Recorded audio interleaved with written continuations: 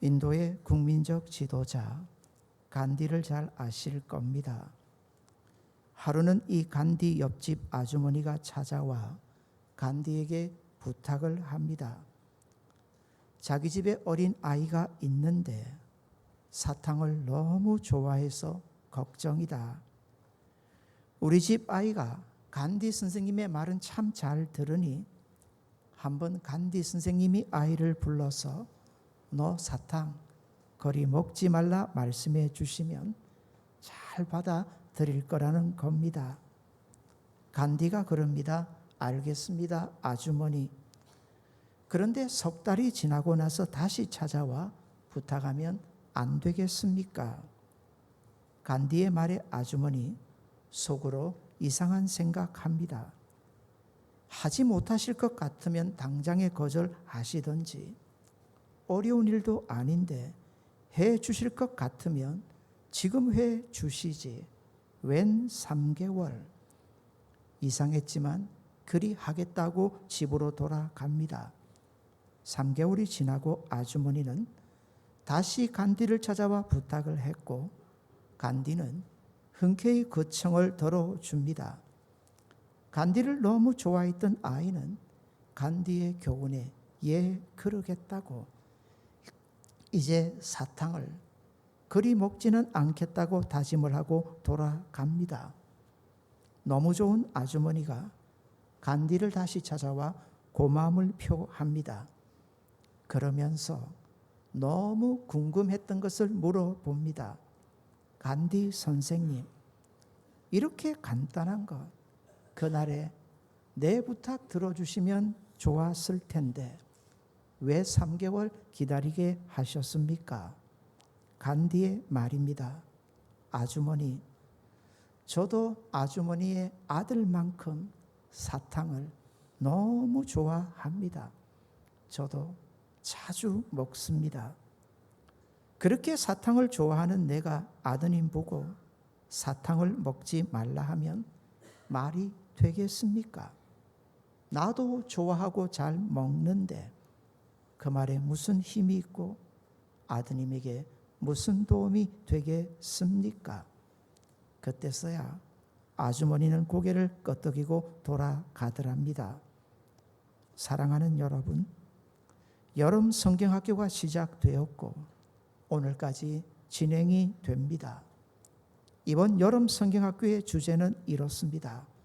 우리 같이 한번 이번 여름 성경학교의 주제 띄워주시면 읽도록 하겠습니다. 같이 읽습니다. 먼저 하나님의 나라를 구해요. 하나님의 나라를 간절히 소망하면서 기도하면서 살자는 겁니다. 제가 해마다 여름 성경학교가 시작되면 첫 개회 예배 설교를 합니다. 성경학교 주제를 딱 받고 처음 드는 마음은 이거였습니다. 아이고, 진짜 큰일 났다. 정말 큰일 났다. 아이들은 그냥 자라지 않습니다. 앞선 부모님들, 교회 어른들을 보면서 신앙을 배우면서 자라갑니다.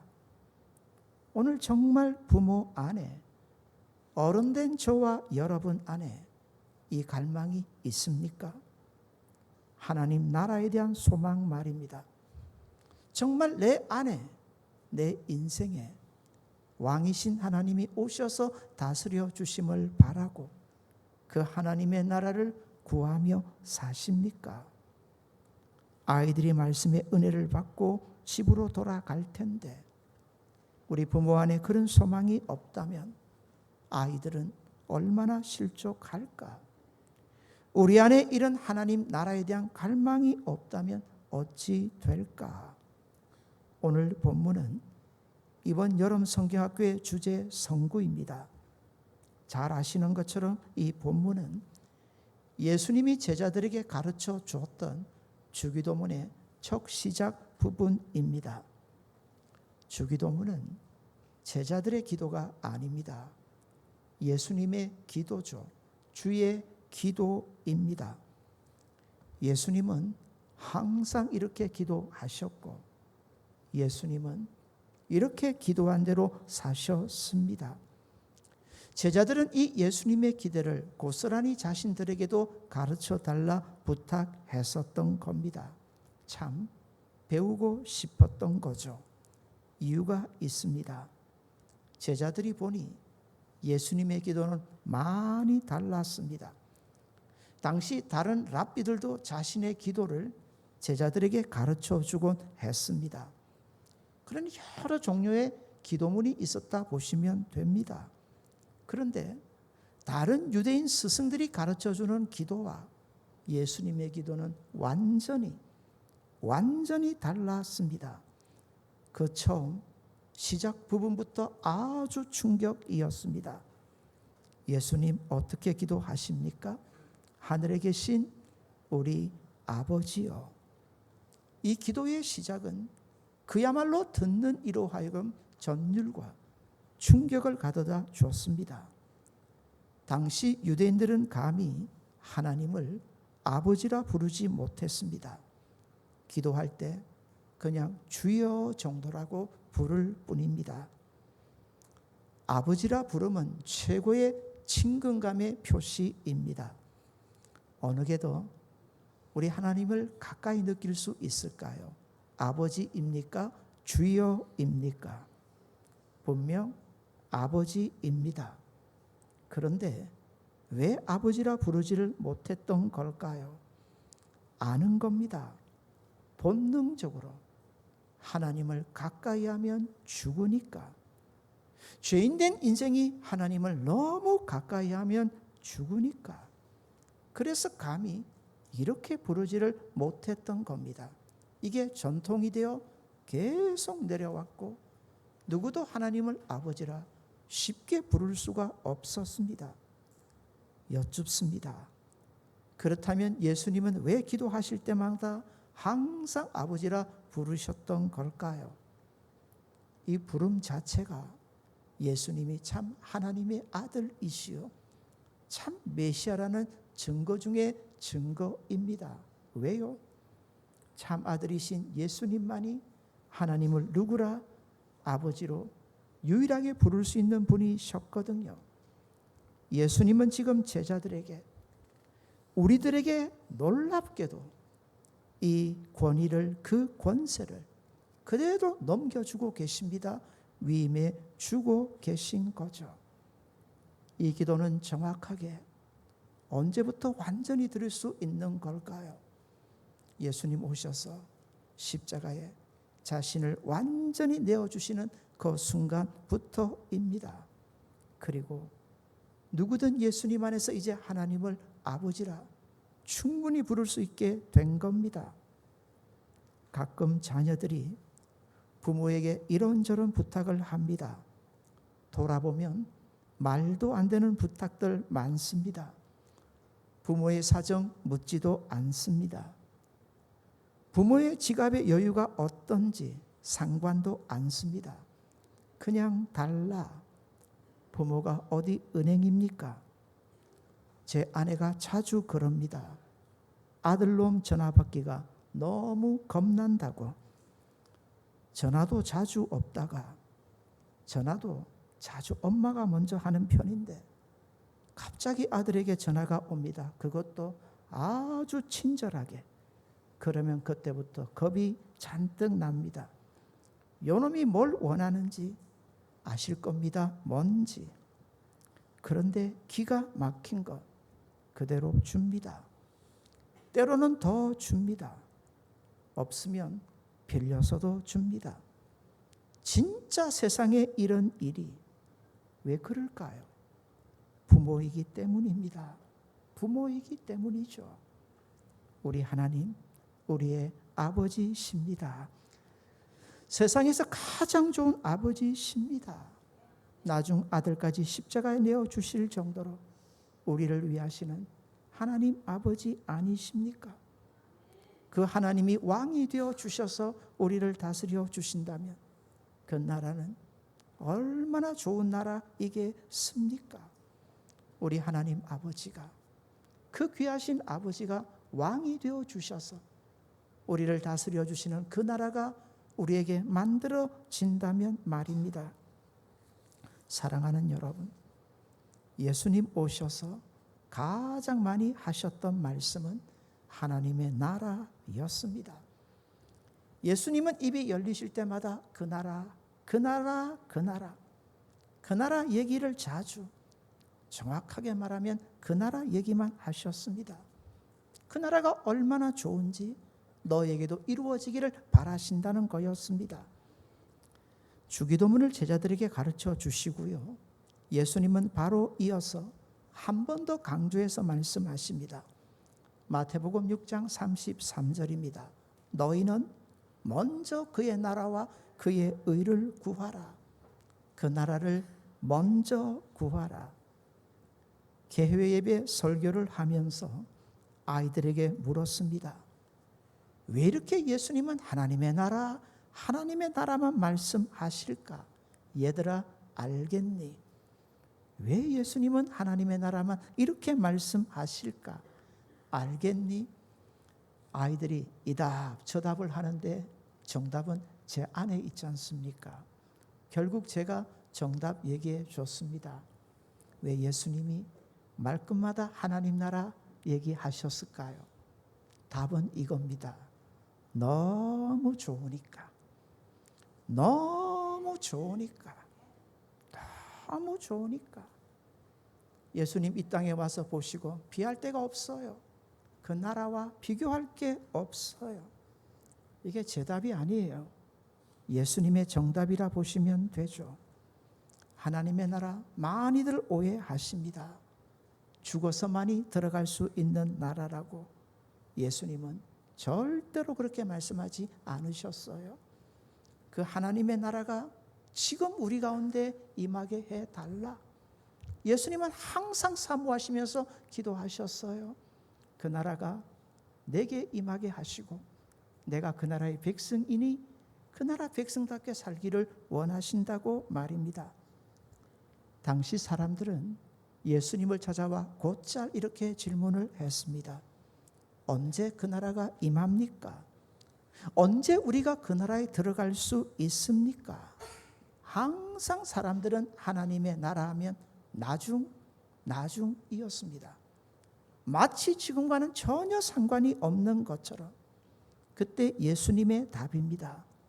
누가복음 17장 21절입니다. 또 여기 있다 저기 있다고도 못하리니 하나님의 나라는 어디 안에 있다고요? 너희 안에 있느니라. 죄송한데 영어 표현으로 이걸 조금 구분해서 정확하게 설명드리겠습니다. 너희 안에 있다. 인이라는 단어를 사용하셨다면 우리 마음 안에 있다 됩니다. 그런데 이때 사용했던 영어 단어는 어망입니다. 어망이라는 단어의 뜻은요, 사이에 있다는 건데, 죄송한데 비틴을 쓰면은 두 사람 사이에 있는 거고요. 어망은 여러 사람 사이에 있는 겁니다. 지금 예수님 보십시오. 많은 무리들이 둘러싸고 있습니다. 묻습니다. 하나님 나라가 어떻습니까? 하나님 나라가 언제 임합니까? 너희 안에 있다. 누구를 가르치시는 겁니까? 이건 바로 예수님 자신입니다. 나를 봐라. 나를 좀 봐라. 내가 왔기에 하나님의 나라가 너에게 임하지 않았니? 나를 보면 하나님의 나라가 얼마나 좋은지 너희가 알지 않겠니? 그 나라의 왕이 되신 너희의 아버지가 얼마나 좋으시냐? 봐라. 아들까지 너희의 죄 때문에 십자가에 내어 주시고 너희를 구원하시고 너희를 하나님 나라의 친백성으로 삼지 않았니? 얼마나 좋으니 그 나라. 하나님이 왕이 되어서 다스려 주시는 그 나라라면 너희들은 충분히 나를 통해서 그 나라를 볼 수 있지 않니? 그렇습니다. 하나님의 나라는 결코 죽어서 들어가는 나라만이 아닙니다. 그 나라는 완성된 나라이지만 예수님 오셔서 이미 그 나라는 우리 안에 시작된 줄 믿으시기를 바랍니다. 사랑하는 여러분, 어제도 요즘 제가 제 아내와 참 좋아하는 목사님이 계셔요. 우리 최진태 목사님 오셨는데 아마 그 예수 전도하고 깊은 관련이 있는데 그 목사님의 설교가 너무 귀해서 자주 듣는데 어제 그 목사님을 통해서 배운 게 있어요. 세상에서 가장 끔찍한 거 좁힐게요. 구약 성경에서 가장 끔찍한 게 뭘까요? 구약 성경에서 가장 끔찍한 거 그건 제사입니다. 제사 너무 끔찍합니다. 제사를 드릴 때 우리는 대제사장들이 드린다 생각하지만 아닙니다. 나의 죄 때문에 드리는 제사는 내가 드려야 하는데 내가 짐승을 잡아야 돼요. 직접. 짐승 잡기가 쉬울까요? 목사님은 이 경험을 10여 년 동안 하셨대요. 진짜 짐승을 잡는 거. 근데 이게 사람을 미치게 한대요. 짐승의 생명을 끊어야 되는데 이게 끊어지지가 않는데요. 어떤 경우는 양의 죄송합니다. 목을 자르는데 양의 머리가 3분의 2가 잘라졌는데도 양이 안 죽더래요.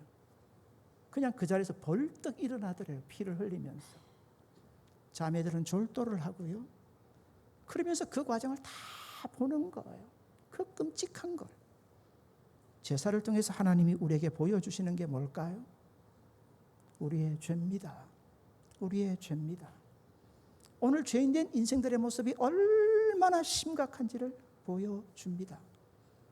하나님이 왕이 되어서 다스리시는 하나님 나라 백성인 줄 믿으시기를 바랍니다. 이게 아니면요. 성경은 분명히 우리에게 가르쳐주는 게 뭐냐면 하나님이 왕이 아니시라면 누가 왕일까요? 사탄이 왕노릇해요. 죄와 사망의 권세가 오늘도 우리 안에 왕노릇 한단 말입니다. 이것보다 심각하고 이것보다 문제가 어디 있을까요? 어떤 목사님이 은유적으로 하나님에 대해서 우리에게 가르쳐 주는데 하나님 이 이름을 가지고 표현을 하셨어요. 제가 띄워줬는데 한번 띄워주시면 좋겠어요. 하나님 예수님 밖에 있을 때요 우리 하나님은 진짜 하나님이세요. 우리만 볼 때마다 화를 내세요. 우리만 볼 때마다 진노하세요. 우리만 볼 때마다 징계하세요. 그래서 많은 잘못된 가르침이 여기에서 나오는 거예요. 예수님 밖에 있을 때 진짜 하나님이에요. 우리만 보시면 가만히 견딜 수가 없어요. 징계하시고 심판하시고 벌 주시고. 왜요? 뭐 때문에요? 죄 때문에. 근데 예수님 안에서는 이제 완전히 달라져요. 그 예수님의 십자가로 우리의 죄를 깨끗하게 씻으시고 이제 진짜 하나님이십니다. 우리가 하나님 앞에 나아가면 하하 웃으시면서 우리 반겨 맞아주세요. 우리가 하나님 앞에 기도를 하면서 나아가면 하하 잘 왔다 언제나 즐겨 들어주시는 줄 믿습니다. 언제나 하나님 앞에 나아가면 비록 죄인인데도 우리를 반겨 맞으시고 잘 왔다 내 아들아 내 자녀야 내 딸아 맞아주시는 하나님이신 줄 믿으시기를 바랍니다. 진짜 하나님이세요. 진짜 하나님. 때로는 우리 인생길이 너무 힘들고 괴로워서 지쳐서 쓰러져 어찌할지 모를 때 달려오셔서 하하 웃으시고 우리 업고 우리 인생길 함께 걸어가시는 하나님이신 줄 믿으시기를 바랍니다. 사랑하는 여러분, 예수님 안에서 이루어진 이 나라가 얼마나 귀하고 귀한 나라입니까? 주기도문이 보여준 게 있습니다. 예수님은 주기도문을 통해서 기도만 가르쳐 주신 게 아닙니다. 성도가 어떻게 살아야 될까요? 기도하시고 기도하신 대로 사시기를 바랍니다. 예수님이 그렇게 사셨습니다. 예수님은 그렇게 사셨어요. 기도하고 기도하신 그대로. 사람의 기도를 가만히 들어보면 성도가 어떤 기도를 드릴 때 가만히 보면 그 중심에 뭐가 가장 귀하게 자리 잡고 있는지 다 알게 됩니다. 여러분의 입술이 열리고 제일 먼저 구하는 거, 그 제일 귀한 거거든요. 여러분 무엇이 가장 귀합니까? 아세요? 그 귀한 게 오늘 내 인생의 왕자리를 차지하고 있다는 것.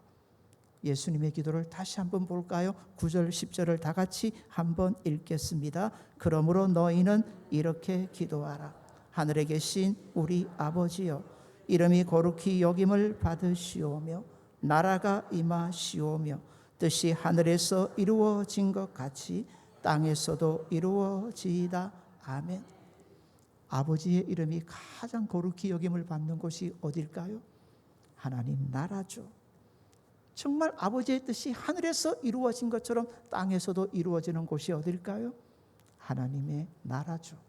그 나라가 저와 여러분 안에 이루어지기를 원합니다. 나라하면 오해의 소지가 참 많아요. 정확한 나라의 번역은 이겁니다. 하나님 왕국. 이게 정확한 번역이에요. 하나님 나라하면 영어 표현에서 어떻게 항상 쓰느냐면 The Kingdom of God라는 표현을 쓰거든요. 킹덤. 이거 왕국이라 번역함이 옳습니다. 한번 생각해 볼게요. 나라를 구성하는 데 큰 세 가지 요소가 있습니다. 국민, 영토, 주권이죠. 이 중에서 가장 중요한 게 있다면 뭘까요? 주권입니다. 이 주권에서 법이 나오고요. 주권에서 그 나라를 다스림이 다 나옵니다. 우리 대한민국을 생각해 볼까요? 대한민국의 공식적인 명칭은 대한민국 자유공화국 혹은 민주공화국입니다. 그리고 헌법에 어떻게 명시되어져 있냐면 이렇게 되어 있습니다. 이 나라의 주인은 국민입니다. 이러면 주권이 어디에서 나옵니까? 국민에게서, 백성에게서 나옵니다. 그래서 법이 만들어지는 과정을 가만히 보면요, 법이 어디서 만들어지나요? 국민을 대표하는 국회에서 만들어지거든요. 그 주권이 바로 국민에게서 다 나옵니다. 여쭙습니다. 이런 민주주의 나라는 성경적일까요? 성경적이 아닐까요? 많은 분들이 민주주의 하면 성경적으로 오해합니다. 절대로 성경적 아닙니다. 왕국이라 했습니다. 국민이 아니에요. 국민이 아니에요. 왕국이라면 주인은 누구십니까? 하나님이세요. 왕이신 하나님이세요. 왕국이라면 이 성경 우리가 만들었습니까? 하나님이 주셨습니까? 이 성경 우리가 만들었습니까? 하나님이 주셨습니까? 하나님이 다 주셨습니다. 왜요? 왕국이니까. 하나님이 왕이시니까. 왕국이라면 제일 중요한 건 뭐냐면 도대체 왕이 어떤 분이신가? 하나님 나라인데 우리가 하나님 왕국의 백성이 되었는데 이 나라를 다스리는 하나님이 어떤 분이신가 하는 게 가장 중요하잖아요. 그래서 성경은 우리에게 보여줍니다. 우리 왕국의 주인 되신 하나님, 왕이신 하나님이 얼마나 좋으신 분이신가, 우리를 얼마나 위하시는 분이신가. 그래서 성경은 항상 우리를 어디로 이끌고 가느냐면 한 곳입니다. 예수님의 십자가로 이끌고 가십니다. 사랑하는 여러분, 우리 삶을 보고 왕이신 하나님 바라보시면 안 됩니다. 우리 삶의 형편이나 오늘 우리의 처한 여러 가지 모습들을 보고 왕이신 하나님 바라보시면 안 됩니다. 반드시 예수님 십자가 바라보시고 왕이신 하나님을 바라보시는 저와 여러분 되시기를 바랍니다. 오늘날 세상에서 왕에 대한 개념은 아주 부정적입니다. 왕이 없기를 바라는 세상을 우리는 그렇게 살아갑니다. 그런데 아닙니다. 왕의 개념은 원래 참 좋은 겁니다. 왕이 책임져 줍니다. 왕이 보호해 줍니다. 왕에게 우리의 생사를 다 맡겨갈 수 있도록 왕은 그렇게 우리를 위하는 존재입니다. 성도는 무엇으로 삽니까?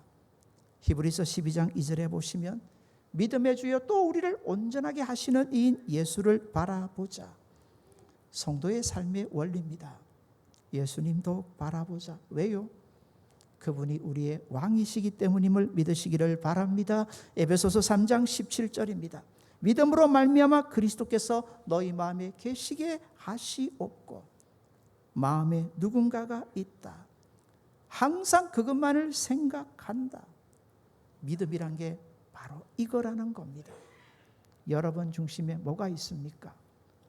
우리 믿음으로 산다 하는데 조심하십시오. 저와 여러분 정말 믿음으로 사시기를 바랍니다. 근데 중요한 거 마음속에 누가 계십니까? 마음속에 누가 계십니까?